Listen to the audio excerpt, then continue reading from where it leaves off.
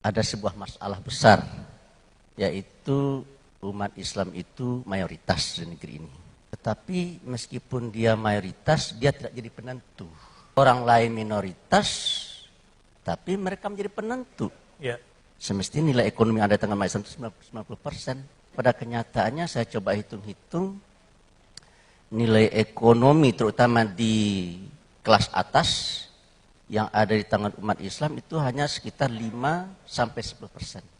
Saudara kita dari agama lain jumlahnya hanya 10%, tapi nilai ekonomi yang ada di tangan mereka adalah 90%. Seperti dikatakan oleh salah seorang guru besar di Amerika, yang akan menjadi penentu di suatu negeri itu bukanlah para politisi dan juga bukan para cendekiawan. Yang akan menjadi penentu di satu negeri itu adalah katanya yang menguasai sumber daya material di negara tersebut. Karena dia yang menguasai ekonomi dan juga dialah yang akan menguasai politik. Tapi bagaimana kok dia juga bisa menguasai politik? Karena politik kita adalah politik yang bersifat transaksional. Orang kalau menjadi wali kota, bupati, presiden juga perlu dana.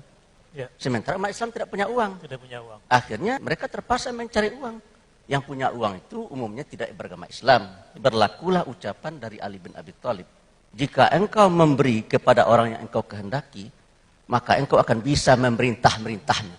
Ya. Dan kalau engkau meminta-minta kepada orang tertentu, maka engkau akan menjadi tawanannya.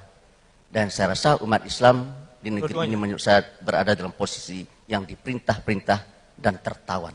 Dan saya sangat setuju dengan apa yang dikatakan oleh Pak Anies Baswedan, yaitu jangan kita berusaha untuk mengecilkan yang besar, tapi kita harus fokus kepada bagaimana caranya membesarkan yang kecil.